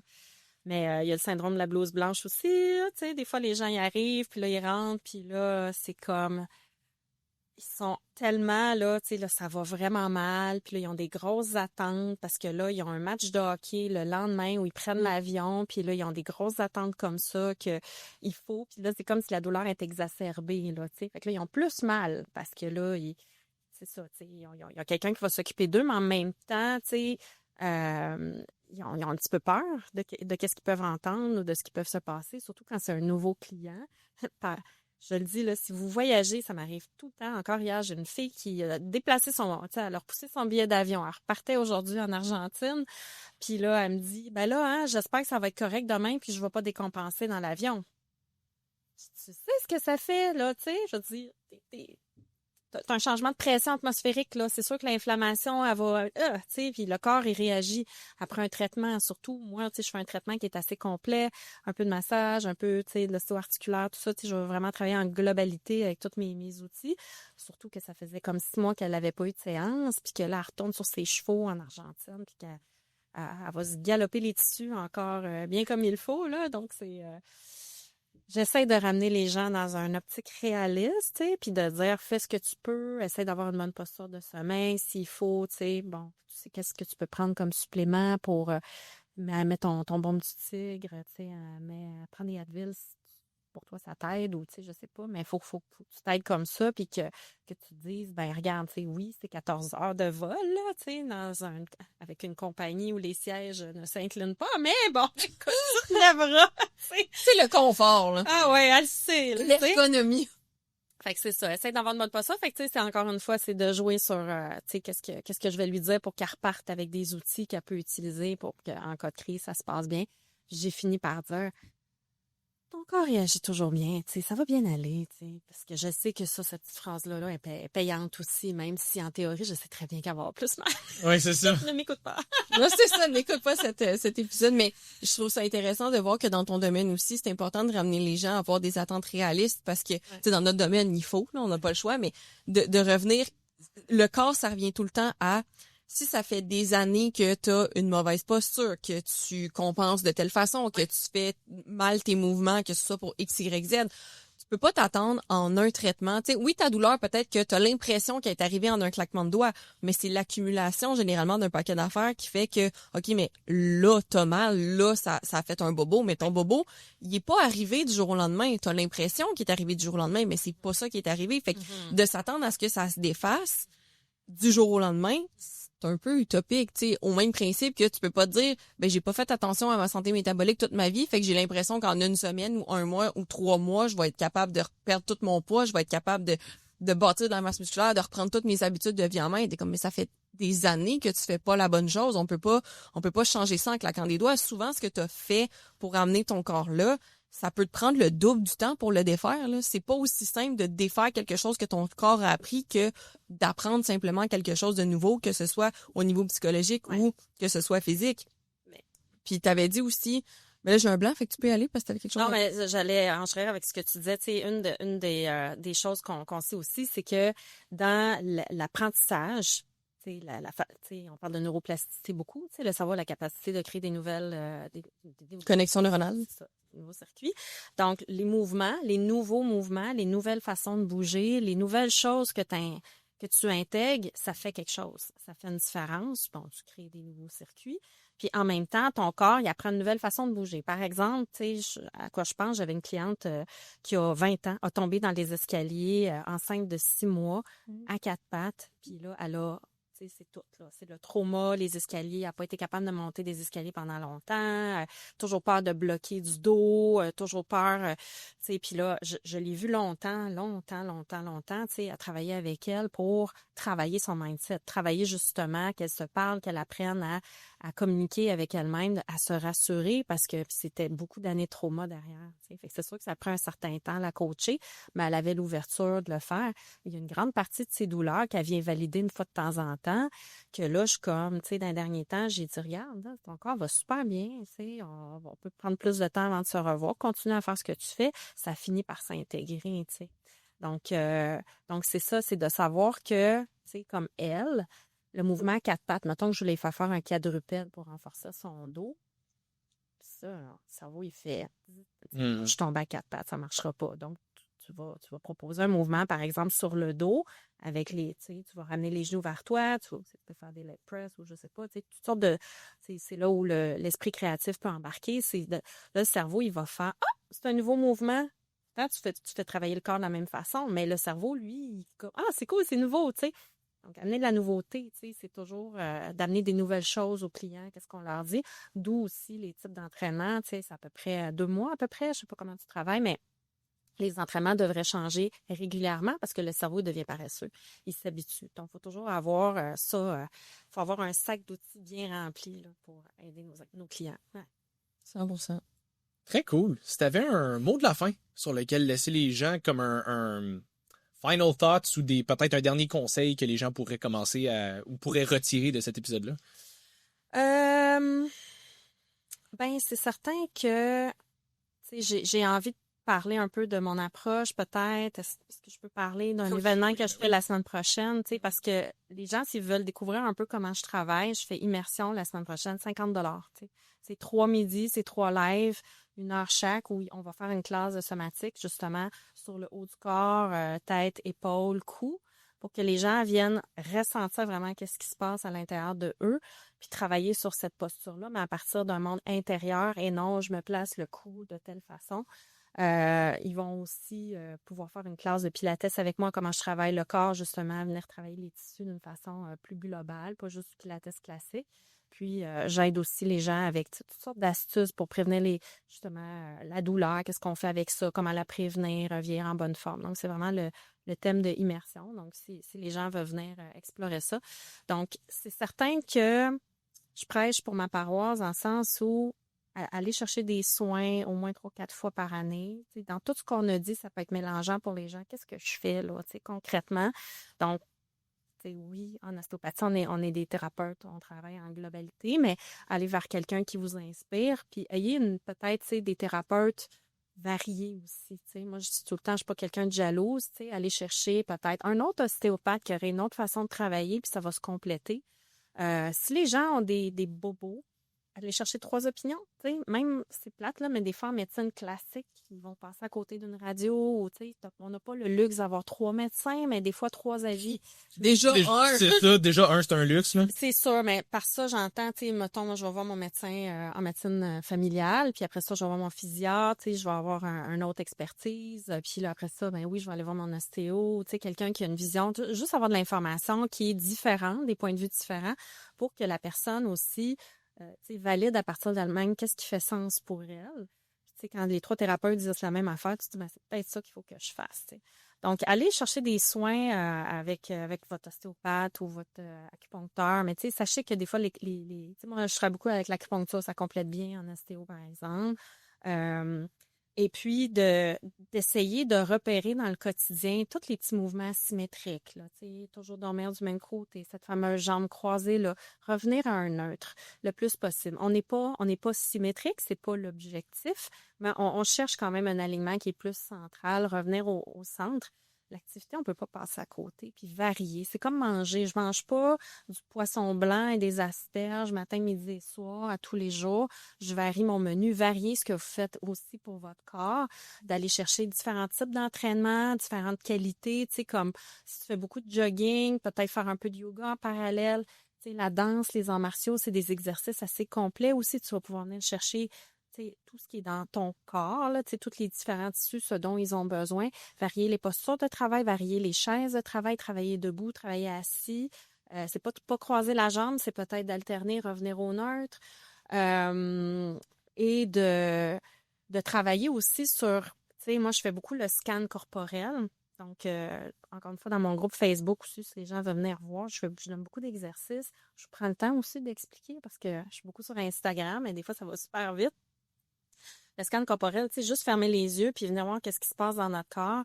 C'est une forme de méditation, puis ça te permet de voir sont où mes tensions, c'est quoi mes asymétries, comment je peux venir respirer là-dedans, de regarder les pensées qui sont là, de regarder les émotions. Donc, de commencer à travailler plus, à se faire confiance aussi que notre ressenti nous donne de l'information. C'est des signaux. Écoutez-les, les signaux. Si tu as une tension qui revient, il y a quelque chose. Va consulter, va voir. Un épaule, moi, je dis tout le temps, niaise pas avec ça. Ça dégénère vite. T'sais. 1 mois et demi, c'est ça, ça peut être long. Fait que le plus rapidement possible, à moins d'une semaine. Même quand tu as eu un accident, tu as glissé, je parlais des trottoirs. Bon, si tu as une fracture de hanche, je sais où aller, mais si tu tombes et tu te fais mal, le plus vite que tu vas te faire réaligner, entre guillemets, le mieux tu vas guérir parce qu'on travaille sur les processus aussi de guérison du corps en ostéo, par exemple. Donc, prenez soin de vous. Voilà. Très cool. Cool. Puis, si on veut te suivre, si on veut prendre contact avec toi, oui. Donc, sur Instagram, c'est La Belle Posture, c'est mon nom d'artiste, parce que c'est Julie Labelle. Donc, La Belle Posture, c'est facile à retenir. Je suis sur Instagram, principalement, et j'ai mon groupe Facebook, L'intelligence du mouvement pour traverser le temps, aussi sous La Belle Posture. Je suis moins présente sur YouTube en ce moment, mais j'ai j'ai des exercices que les gens peuvent aller chercher, aussi sur LinkedIn. Je sais pas si on peut communiquer aussi mon adresse courriel si jamais les gens auraient envie de m'écrire. Toutes. Bon, ben, c'est ça. Les gens... Ton numéro de téléphone, ton adresse. Non, c'est pas sociale, c'est ça. carte de crédit, tout. Ouais, c'est ça. Numéro de téléphone, ça me gêne pas trop non plus. L'adresse courriel. J'ai un site web qui est on est en train de le retravailler. Donc, il y a beaucoup d'informations dessus. Les gens peuvent aussi aller voir sur La Belle Posture. Mais principalement, je dirais mon Instagram, puis La Belle Posture Facebook, là, avec mon groupe. De toute façon, je suis pas mal sûr que les gens, s'ils t'écrivent sur Instagram, ils peuvent prendre contact, rendez-vous avec toi. Ça va être le meilleur chemin. Écrivez-moi sur Instagram, puis je vous guiderai vers mon groupe là, Facebook. Là. Parfait. Ouais. Très cool. Ouais. Hey, merci beaucoup de te déplacer aujourd'hui. Ouais. Super le fun. Oui, merci à vous. Ça m'a fait plaisir de vous rencontrer. C'était le fun. C'est fort intéressant. Oui, merci. Yes! www.nihsupp.com avec le code WUACV10 pour un 10% de rabais sur les meilleurs suppléments dans le monde entier. Avec aucun biais. Aucun biais, là, vraiment aucun. Fait que voilà, j'espère que vous avez apprécié. J'espère que vous avez appris quelque chose. Je pense que, comme on dit... Nous, on a appris plein de choses. Nous autres, on a appris plein de choses. Puis encore une fois, j'aime beaucoup le côté... Tu sais, la douleur, c'est très multifactoriel. C'est pas juste une blessure, ça peut Il est impliquer... très subjectif. Très subjectif. Puis, tu sais, le gros takeaway, je pense que tout le monde devrait avoir avec ça, c'est si vous avez quelque chose, dépendez pas de ChatGPT, allez consulter quelqu'un qui connaît ça pour avoir un diagnostic ou du moins une approche qui va être vraiment individualisée avec vous et non juste je m'auto-diagnostique, fait que je vais moi-même me gérer. Là. Fait que j'espère que vous avez apprécié. On se voit pour un autre épisode de Woke Up et Chose Violence la semaine prochaine. Bye tout le monde! Salut tout le monde!